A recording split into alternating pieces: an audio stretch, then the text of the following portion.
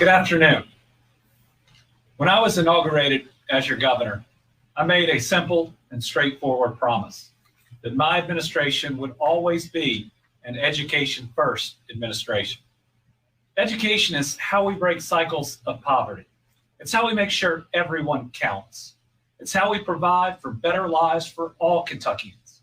It's how we build up a highly skilled workforce so we can quit chasing the jobs of the past and attract the investment and the jobs that are creating the well-paying jobs of the future. Education is how we begin to address the deep historic inequities that have deprived too many Kentuckians of their true opportunity. See, education is the key, the common denominator to building the better Kentucky we want for all of our people. I am a proud product of public education, a proud graduate of Kentucky's public schools. My commitment to public education runs deep. I fought for and helped protect educators' retirements as Attorney General. And as one of my first official actions as governor, I took action to ensure the Kentucky Board of Education was filled with highly qualified Kentuckians who support public education. As part of my Better Kentucky budget, I proposed a $1,000 raise for teachers and classified staffers who've gone above and beyond in their duties, especially in this last year. I sought to increase the SEEK formula and funding for textbooks and technology. I provided funding for preschool programs in disadvantaged areas and restored a teacher loan forgiveness program. And to repair crumbling schools, some of which date back to before the 1930s, I proposed a one-time $100 million investment to replace what are the actual basic building blocks of public education.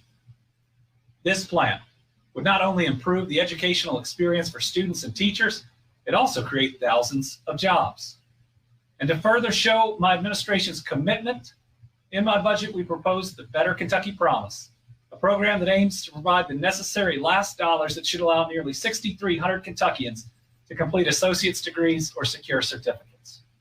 That budget is what support for our children and support for public education looks like. But that's not the budget nor the laws we currently have before us. In fact, state dollars are being diverted away from public schools and educators. We hope this changes before the end of the session, and we're going to work in good faith with leadership of the majority and the minority in hopes that we can make that happen. Today, I'll be signing some of the bills recently passed by the General Assembly that serve to strengthen education in Kentucky.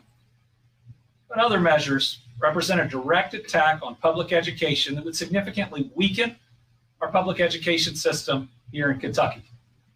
For those bills, I will use my executive authority as governor to veto the measures. I usually like to talk about the good news first. Y'all are used to that by now. In this case, we must start on a less positive note. Start with my veto of House Bill 258.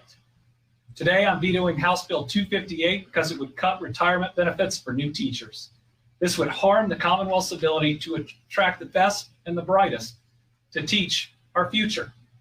Worse, the measure comes at the same time the General Assembly has cut more than $70 million that my budget provided to help support health insurance benefits for educators' families, and they also refuse to include the raises I proposed for school employees. I've continued to support raises and more benefits for our educators because of people like Laura Hartke, who teaches during the day, has to drive an Uber at night just to make ends meet. A lack of support for our educators is leading to fewer and fewer college students choosing teaching. That is not okay. And Laura having to drive that car at night just to support herself is not okay. At a time when we should be investing in the teaching profession to attract the very best, teacher salaries remain stagnant while their importance to their communities only increase. If the ongoing COVID-19 public health emergency has taught us anything, it's a vital role our educators play in the lives of our children and in our economy. Teachers deserve better, and the Commonwealth owes them an obligation to lift them up and not tear them down. And I want to end on this by talking about compensation. There's a lot of talk out there about minimum wage. When I'm asked about that, I say, well, the wage is important, but what are the benefits? Because your compensation, what you make, what you truly make, is about salary plus benefits. For new teachers, the most important, most lucrative benefit is being slashed. Yet there is no increase in salary. There is no increase in other benefits. There's not even an attempt to provide them Social Security, which is why they have that pension in the first place. I believe in the future of the teaching profession, and I want the very best that are out there to do it. That's the reason for my veto. Next, House Bill 563. I'm also vetoing House Bill 563. I'm doing so because if it becomes law, this measure would greatly harm public education in Kentucky by taking money away from public schools and sending it to unaccountable private organizations with little oversight. To make matters worse, the bill would drain as much as $25 million from public education. Folks, that's more than they requested in textbooks and technology for your kids for this year. The measure would establish private educational institutions that would decide how to spend public money, your dollars, and could use up to 10% of those public school funds for themselves, their own employees' salaries, benefits, and expenses. House Bill 563 would also divert money from our rural public schools that need it so badly, as it only allows these public funds to go to private schools in counties with more than 90,000 residents. At a time we should be investing in public education in our rural communities, House Bill 563 does the exact opposite. The measure also favors the wealthy, giving tax benefits even larger than charitable donation deductions, and people could even profit by transferring securities to the private educational institutions to avoid capital gains. Finally, House Bill 563 is unconstitutional. It's unconstitutional on a number of grounds. By diverting money from public education to private entities, the General Assembly has violated our very Constitution. In addition, by sending state money collected from taxpayers across the state to private schools only in certain communities, the General Assembly has abandoned its obligation under the Constitution, quote, to provide for an efficient system of common schools throughout the state, unquote.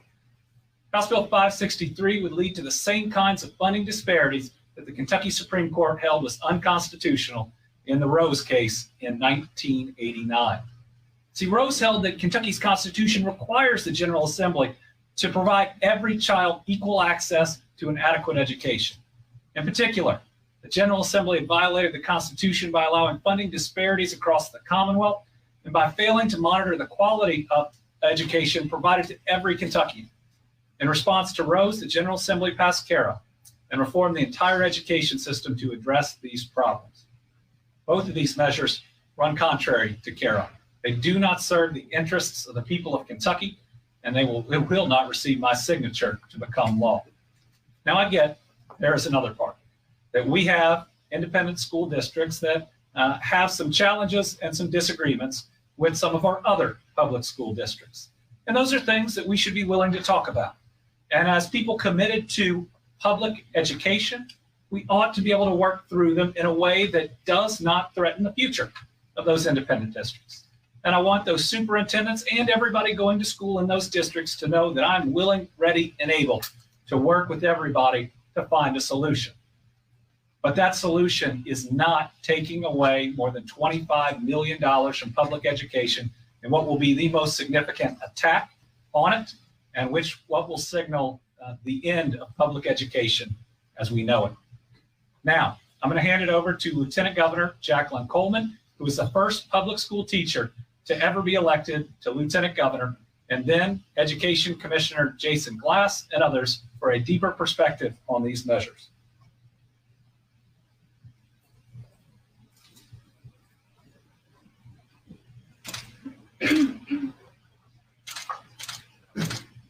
Thank you, Governor. First, let me begin by thanking you, Governor Beshear, for vetoing House Bill 563 today. I know you don't take your constitutional responsibilities lightly, and I want to thank you for listening to the voices of the education community, of our concerned parents, and most importantly, of our students. As the highest elected teacher in Kentucky, it is my professional responsibility to support Kentucky's system of common schools. As the mom of a 1-year-old, it's my personal duty. Evelyn just learned how to walk. By the time she walks into her kindergarten class for the first time, the damage of House Bill 563 would already be done. Hundreds of millions of public tax dollars that could have gone to strengthening our classrooms and supporting the people in them would have been diverted to private shadow organizations that are unaccountable to Kentuckians. Ultimately, this is why I share the governor's belief that House Bill 563 is unconstitutional and why I know it's unethical. I'm not alone. There are hundreds of thousands of families, taxpayers, and education professionals across the Commonwealth who agree. These shareholders represent every facet of the education community, all 120 counties, both political parties, and their voices deserve to be heard today. Before I introduce our guests, I want to introduce Commissioner Glass, the Kentucky Department from the Kentucky Department of Education, who has a few words on the detrimental impact of House Bill 563 on Kentucky's education system. Dr. Glass.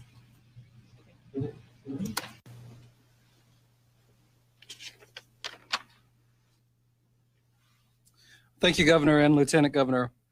I oppose House Bill 563 and appreciate Governor Beshear vetoing this deeply flawed bill. While I'm not opposed to expanding school choice, the rushed manner that this was pushed through the legislature and the lack of transparency and engagement with Kentucky's education stakeholders has led to a poorly constructed and half-baked piece of legislation that will result in predictable problems. The legislature needs to slow down and approach this enormously consequential issue more thoughtfully and with greater transparency. Kentuckians deserve quality public policy when it comes to our kids and our schools, and House Bill 563 is not it. Thank you, Lieutenant Governor.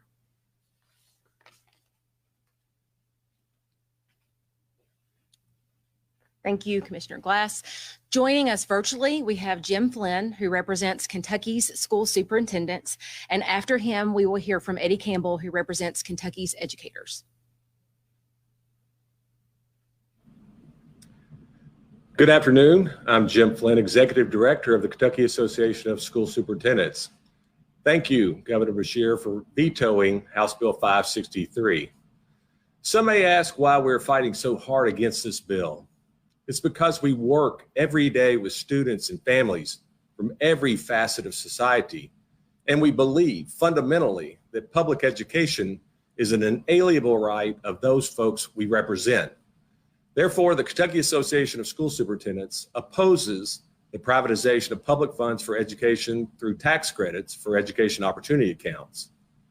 Proponents of privatization want to convince us that this bill will result in healthy competition among schools and districts. But as we've seen in other states that have tried this, a privatized free market education system only creates unhealthy competition that stifles collaboration and sharing among schools, leads to greater segregation, more concentrations of poverty, and ultimately widens the gap between the haves and the have-nots, creating winners and losers among students and schools. When it comes to education, our Commonwealth values equity and collaboration over competition. And a better approach to these issues will stem from more thoughtful time and cooperation, including the involvement of professional educators that leads to sound public policy that truly supports every learner, every family, and every school. Competition among schools should be left on the ball fields. Schools should not have to compete for already scarce resources when it comes to serving students. Thank you.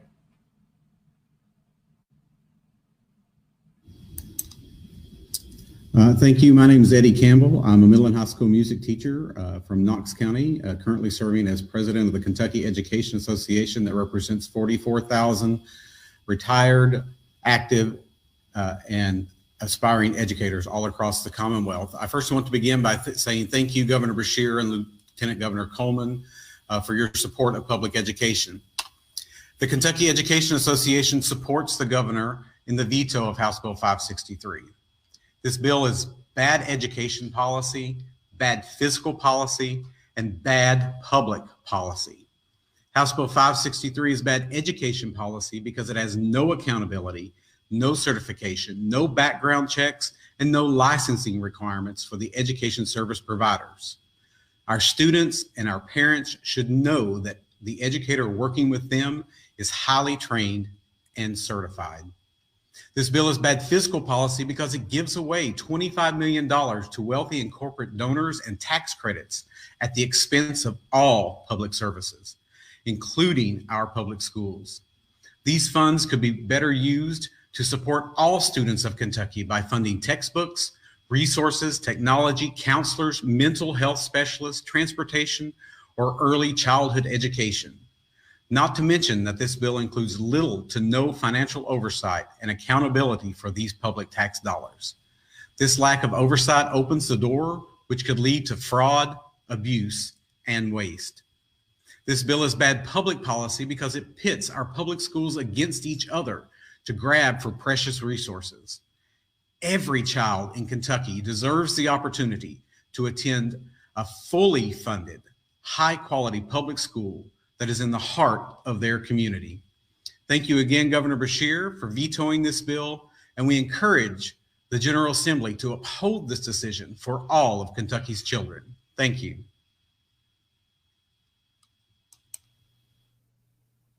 Thank you to Jim Flynn and Eddie Campbell for joining us virtually today. Next, we have messages from Dr. Jenny Bolander, who is representing all school personnel, school teachers and employees from all 120 counties. Rhonda Caldwell, who is here on behalf of the Kentucky school principals, and Brent McKim, who will be speaking on behalf of teachers in Jefferson County. Bolander with Kentucky 120 United. Kentucky has over 650,000 students currently enrolled in its public schools. We serve every student who walks through our doors, regardless of race, socioeconomic status, gender, ability level, or religion. All of them are our kids. House Bill 563 would strip $125 million from the budget over 5 years and serve roughly 4,000 students and enable them to use vouchers to attend private schools in our largest urban counties. This money is desperately needed by our public schools to pay for things the legislature has not, like funding for full-day kindergarten, fully funded transportation, textbooks, after-school programs, or early childhood education. This will leave local districts needing to raise taxes in order to meet the needs of our students. We remain open and ready to talk about ways that we can really help public education and all of our kids, but House Bill 563 is not the way to do that. Our children deserve better.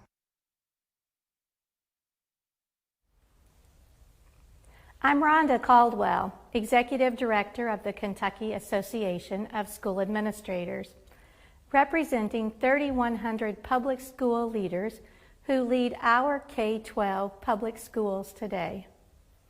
KASA remains opposed to House Bill 563. It is the divide between us. It separates us by private interest and divides us in our purpose for the common good of Kentucky's society. In the final hours on day 28 of the 30-day legislative session, this bill was passed by a House divided, a vote of 48 yes to 47 noes. House Bill 563 is filled with hollow promises and private agendas. It pits private schools against public schools and public schools against each other. It pits private values against the common good of society, and it paves the way for segregation and inequity of educational opportunities for all students. It is the first step in completely privatizing public education. Policy is the work of future making. House Bill 563 is indicative of a bright future for only a few. We must work together to implement the best school model to meet the needs of all Kentucky students, not just a few. We must create sound policy that unites us for a better Kentucky, not one that divides us. Hi, I'm Brett McKim, a high school science teacher in Jefferson County and the elected president of the Jefferson County Teachers Association. On behalf of the 5,800 members of JCTA, we are asking the governor to veto House Bill 563 because it would put students at significant risk. It does so because the bill actually prohibits the state from regulating the education service providers that the bill would create. That means the state would not be able to do something as fundamental as requiring a criminal background check for employees at these education service provider organizations who would be working directly with students. As educators who have dedicated our careers to making a positive difference for students, this is absolutely unacceptable. We cannot allow House Bill 563 to become law and put students in jeopardy in this way.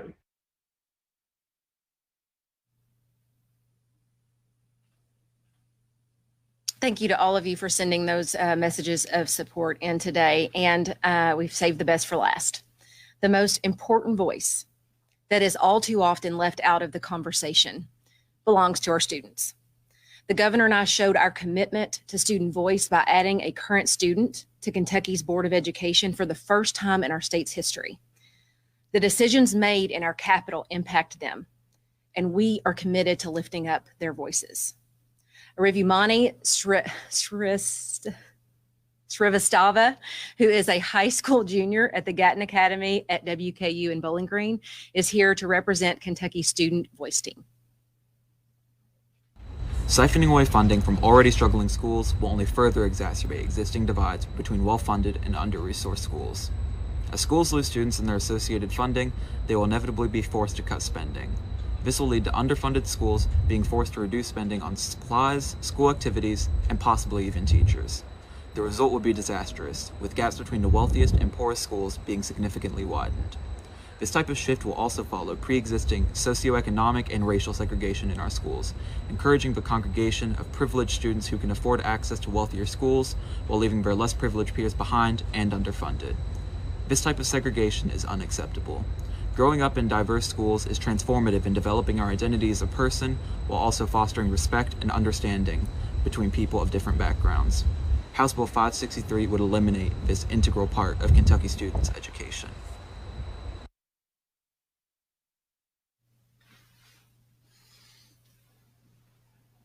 Pretty special to see one of our students on one of the biggest stages. And remember, this isn't about me. It's not about the legislature. It's not about any political parties. It's about our kids and the critical role that public education supports. We have to support that institution, both under the Constitution, which all lawmakers have taken an oath towards, but also because it's the right thing to do. Okay, so now some good news. And let's talk about the bills that help support education.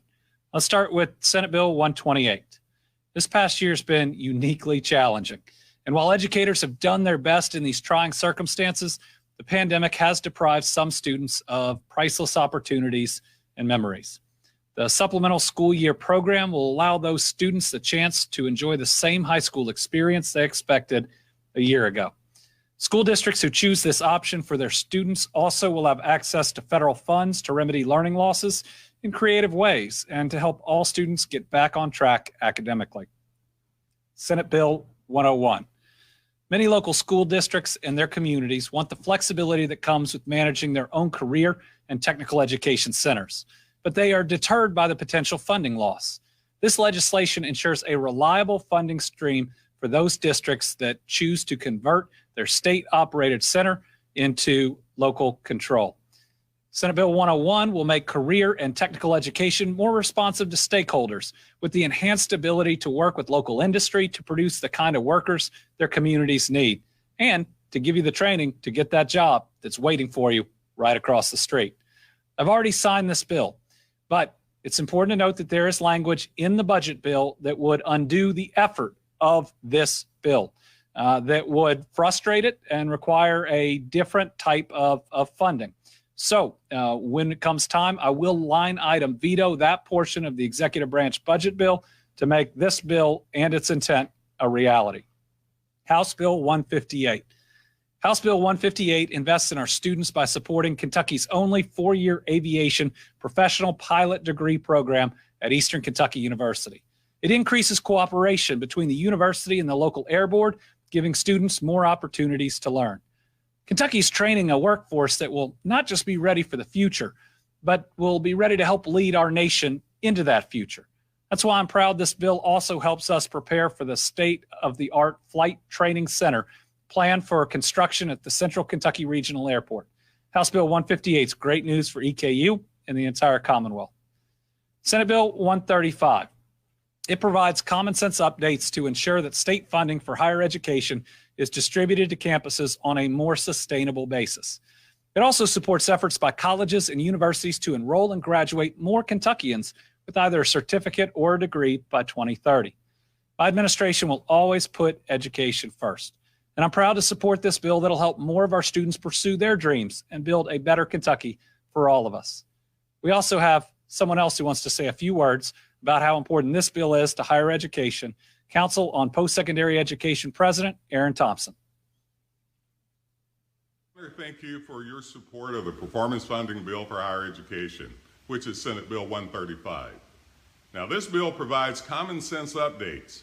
It ensures that funding for higher education is distributed on a more sustainable basis, which will keep campuses from falling off the fiscal cliff.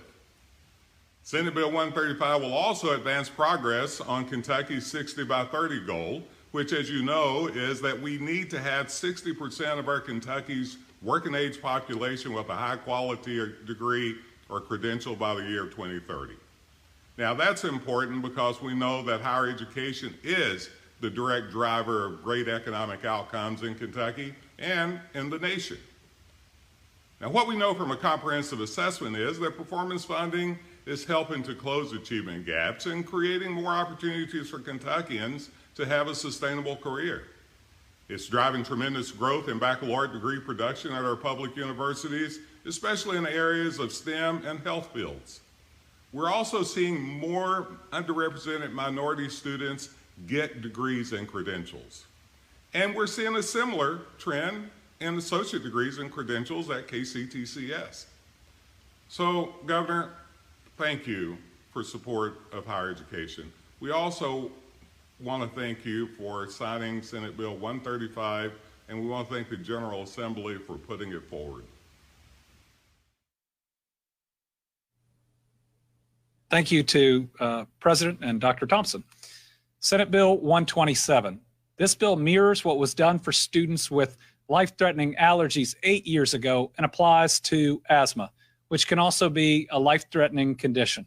Having a rescue inhaler on site for students suffering from an asthma attack is just common sense, and it can mean the difference between life and death.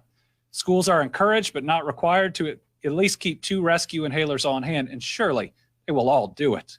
It is a minimal expense that can save somebody's life. And remember, those are your students or your faculty.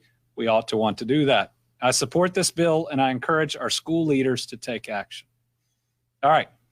So today, I've taken some crucial action to support, but also to protect public education. And we've heard from some strong voices that want nothing but the best for our children and our schools.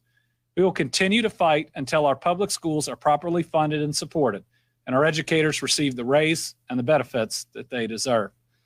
All right, with that, we will turn it over to questions.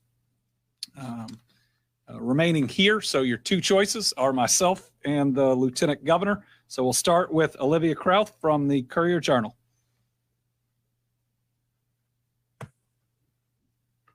Hello, can you hear me? I can. Awesome. Okay, so if the legislature overrides your veto, specifically of House Bill 563, would you challenge them in court? I know it will be challenged in court. I haven't thought through who the parties would be, but there is a constitutional provision that requires public dollars to be spent on public schools. And then it's only a matter of time, and this would probably be the instigating moment where someone would challenge our public school funding on the basis of the Rose decision. But it shouldn't come to that, right? I mean, this is an extreme bill passed when there's very little access to the Capitol that would have longstanding ramifications that I believe would be the beginning of the end to public education. The issues about the independent school districts, we can work on those. But to say we ought to move forward with this bill because of that, when it's going to be the beginning of the end for all of our public education school districts, would just be wrong. Jess Clark from WFPL. Hello, Governor. Can you clarify, so you're saying if you did go to court over House Bill 563, are you saying that there is a larger issue of the constitutionality of the way the General Assembly is funding education in Kentucky, or would you just be challenging 563? Is there a larger case that you are suggesting is being made? So again, I'm only saying that I do believe there would be a court challenge. That could come from a school district. It could come from any Kentucky citizen. So we're not threatening that action. We're just trying to be really clear that this is unconstitutional, and we believe would receive a challenge first for the use of public dollars for private schools. But second, it would really throw us over the tipping point of what is constitutionally required and the amount of funding we send to our public schools. That's something that we need to think about a lot deeper moving forward. When you look at the lack of adjustment for inflation in the SEEK formula, we are very close in many analyses, especially when you look at disparities of the same thing they were talking about in the Rose case. That's why I wanted to increase the SEEK formula. That's why I wanted to provide money for textbooks and technology. And why starve public education when we have $600 million of extra funds right now, and where we could make all of those increases, which are recurring expenses, just within the revenues we're receiving. Just about every month, we're breaking every record on collection of tax revenue that we've had. So now's the time to invest, and where better to invest than public education. Shelby Lofton from WKYT.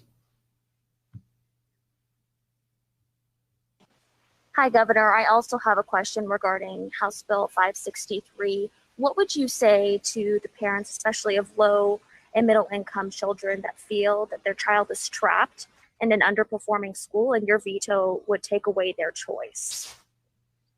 Well, I would tell them that this bill is not the answer, that their children would then be subject to an unregulated private entity that could take part of the money that is out there and pay themselves. That we have seen what these do in other states, and we believe it's to provide a subpar education that can be harmful in many ways to those children.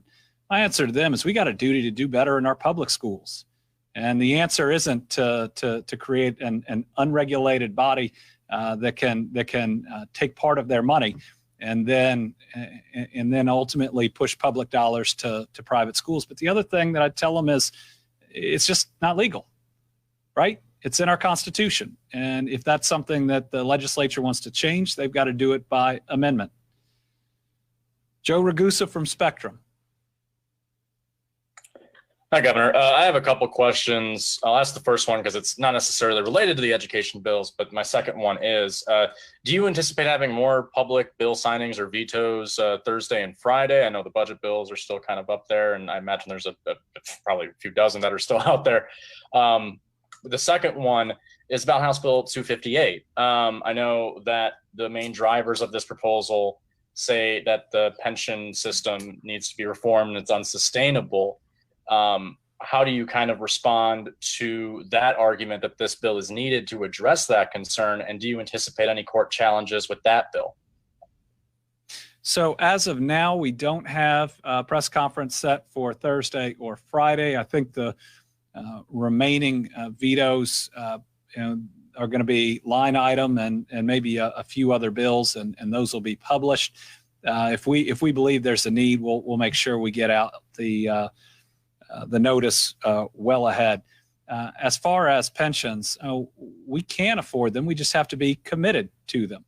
And certainly the teacher's pension is something that we must be committed to. We're telling new teachers right now, hey, you don't get Social Security, which provides certain guarantees for your retirement. And we are not going to give you the same pension that was meant to provide you those guarantees. And we're not going to pay you more. So please come, because it's an amazing public service, to make less throughout the course of your entire life and maybe struggle to send your own kids through higher education. We can't do that. And I think that we see in the passage of this bill what it's meant to do, which is to start starving public education. If it wasn't, I believe you would see an increase in salary. You would see an increase in other benefits. And listen, our teachers, they work for decades upon decades upon decades. We just owe them a reasonable retirement. And I think we ought to live up to that promise. And it ought to be for everybody, Our kids right now can choose to do anything. And most of their choices would pay them more than being a teacher. And so I think the least we can do is have the type of benefits that makes that overall compensation package something people can live with or live on. Tom Latek from Kentucky Today.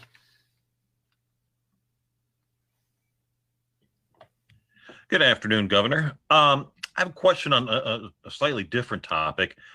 This week, the Kentucky Commission on Human Rights has had 3 members resign, and there was a 4th one who, well, there was already 1 vacancy, so that means there's 4 openings on the 11-member commission. Do you have any thoughts on these resignations and any thoughts on how you may fill them? I only know that I was told there was a disagreement on something that went to a vote. And obviously the vote is how we decide disagreements. If folks felt like they couldn't stay for whichever reason, and I haven't received the details, then we'll respect their decision to step down and thank them for their service. What I will plan to do is ensure that we have champions for human rights, that we have folks that will take their duties seriously and ensure that when folks have complaints, that they are handled in a professional way, and that we move civil rights, human rights forward in Kentucky, because everyone deserves equal protection under the law. No one should be discriminated for any reason, the color of their skin, their gender, who they love. We are past that in our society. And you know what? Our companies and our economy and so much more expects so much better. So we'll make sure that we appoint folks that are ready, willing, and able to do the job. Lawrence Smith from WDRB. Governor, this bill originally passed 48 to 47, 563. What does that tell you about the possibility or likelihood that your veto will actually be upheld? Well, a lot of this could be covered in the drama of the governor and the legislature, or Democrats and Republicans. I just don't see public education that way. You know, I went to Kentucky's public schools, and people that sat next to me are now Democrats or Republicans, independents. Most of them, I don't know what party they're in, but public education prepared all of us for our futures. And we should all want the same for our kids. Can we expect more from public education? Absolutely. But the way to do that is not to defund it. So I think that right now our representatives and senators are in their districts. And hopefully they are hearing from folks out there about their thoughts. And at the end, we don't come to Frankfort to be an us versus a them. We come to represent the people of Kentucky. I believe the people of Kentucky overwhelmingly support public education. All right, our last question, Mark Vanderhoff, WLKY. Governor, we're starting to get a lot of calls from people who've discovered that they're victims of unemployment insurance fraud. And there was a story about it, the national problem on NPR this morning.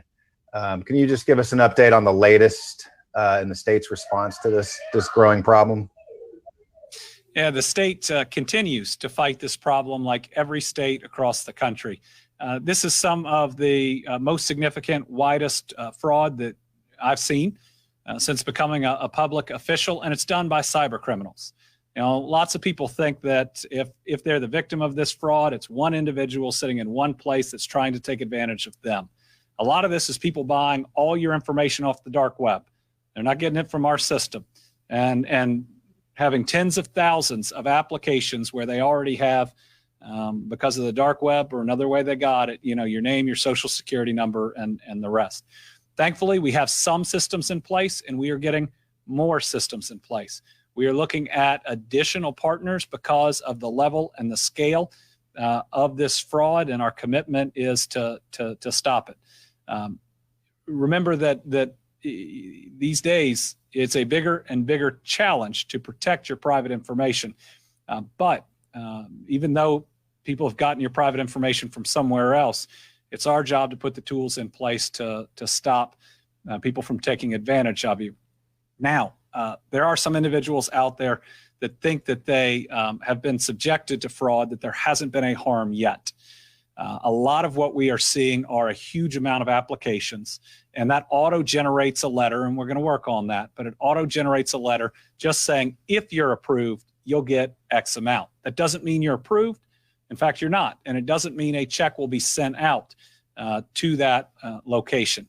But we're working on making sure that we can stop that earlier. Another problem is it is absolutely clogging the drain, meaning it's becoming harder and harder to get to the real claims and the people that need help as the tens of thousands of fraudulent claims stack up. How do you find that real one? And so we're putting in the process right now to stop fraud, not just because it's bad, not just because we want to make sure we're not losing money, but because it's preventing us from helping good people that need help.